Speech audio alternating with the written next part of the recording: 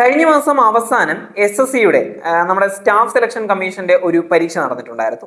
കൃത്യമായി പറയുകയാണെങ്കിൽ ജൂലൈ 24 മുതൽ ഓഗസ്റ്റ് 1 വരെ നടന്ന കേന്ദ്ര സർവീസിലേക്കുള്ള സെലക്ഷൻ പോസ്റ്റ് ഓഫീസ് പരീക്ഷ കഴിഞ്ഞ അടുത്ത ദിവസം ഇന്ത്യയുടെ തലസ്ഥാനത്ത് ദില്ലി ചലോ എന്ന മുദ്രാവാക്യവുമായി ആയിരക്കണക്കിന് ഉദ്യോഗാർത്ഥികളും അധ്യാപകരും ഒത്തുകൂടിയിട്ടുണ്ടായിരുന്നു. സമരം ആരംഭിച്ചു.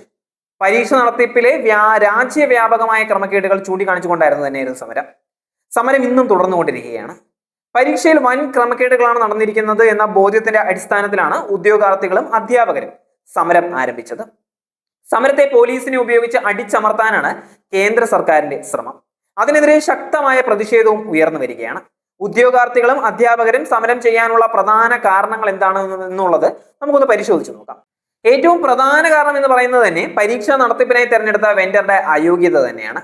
ചോദ്യപേപ്പർ ചോർച്ചയുടെ പേരിൽ ബ്ലാക്ക് ലിസ്റ്റ് ചെയ്യപ്പെട്ട എഡ്യൂക്കിറ്റി എന്ന സ്വകാര്യ ഏജൻസിക്കാണ് ഇക്കുറി പരീക്ഷ നടത്തിപ്പിനുള്ള കരാർ കേന്ദ്ര സർക്കാർ നൽകിയത്. കമ്പ്യൂട്ടർ അടിസ്ഥാനമാക്കിയുള്ള പരീക്ഷ നടത്തിപ്പിൽ നിന്നും 2020 central directorate general of training ഒഴിവാക്കിയ കമ്പനിയാണ് എഡ്യൂക്കിറ്റി. പിന്നെ എങ്ങനെ ഈ കമ്പനിക്ക് കരാർ കിട്ടി എന്നുള്ള ചോദ്യമാണ് സർക്കാരിന് നേരെ ഉയരുന്നത് തന്നെ. പരീക്ഷ കൃത്യമായി നടത്താനുള്ള മികവോ സംവിധാനമോ ഇല്ലാത്ത ഇത്തരം ഒരു കമ്പനിക്ക് കരാർ നൽകിയത് തന്നെ അഴിമതിയുടെ ഭാഗമാണ് എന്നുള്ളത് തന്നെയാണ് പ്രധാന ആരോപണം.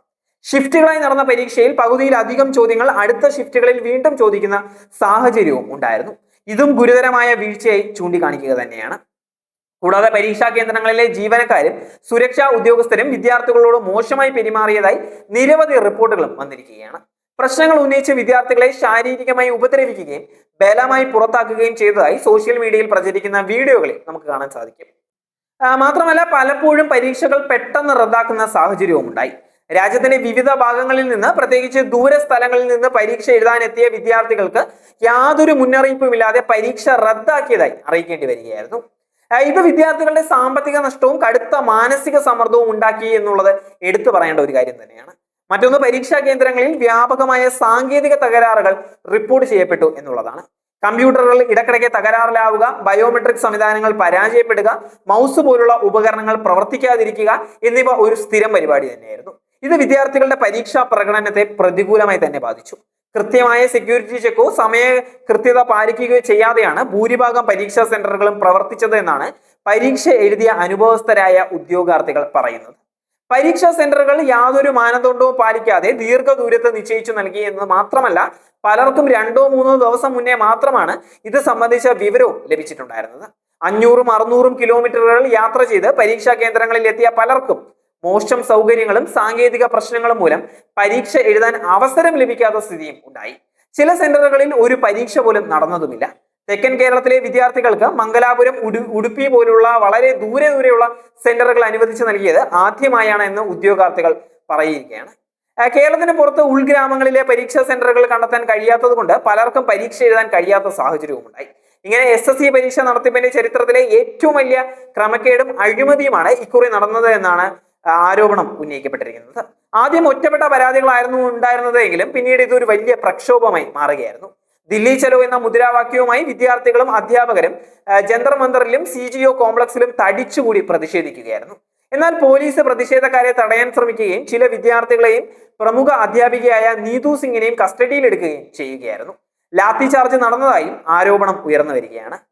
പരീക്ഷാ നടത്തിപ്പിലെ ക്രമക്കേടുകളെ കുറിച്ച് സ്വതന്ത്രമായ ഒരു അന്വേഷണം നടത്തുക, പരീക്ഷാ നടത്തിപ്പ് വെൻഡറായ എഡ്യൂക്കിറ്റിയുമായുള്ള കരാർ റദ്ദാക്കുകയോ പുനഃപരിശോധിക്കുകയോ ചെയ്യുക, പരീക്ഷാ സംവിധാനത്തിൽ സുതാര്യതയും നീതിയും ഉറപ്പാക്കാൻ ആവശ്യമായ പരിഷ്കാരങ്ങൾ കൊണ്ടുവരിക, പരീക്ഷാ തകരാറുകൾ കാരണം ബുദ്ധിമുട്ടിലായ വിദ്യാർത്ഥികൾക്ക് വീണ്ടും ഒരു പരീക്ഷ എഴുതാൻ അവസരം നൽകുക എന്നിവയാണ് പ്രതിഷേധക്കാർ ഉയർത്തുന്ന ഇപ്പോഴത്തെ ആവശ്യങ്ങൾ.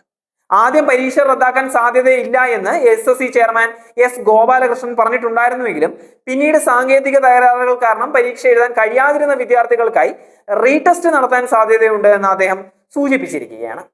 എന്നാൽ വിദ്യാർത്ഥികൾ സിസ്റ്റമാറ്റിക് പരിഹാരങ്ങൾക്കായി ഞങ്ങളുടെ പ്രക്ഷോഭം തുടർന്നുകൊണ്ടേയിരിക്കുകയാണ്. സ്വകാര്യ ഏജൻസിയെ മാത്രം കുറ്റം പറഞ്ഞ് ഈ ഉത്തരവാദിത്തത്തിൽ നിന്ന് കേന്ദ്ര സർക്കാരിന് പിന്മാറാൻ സാധിക്കുകയില്ല.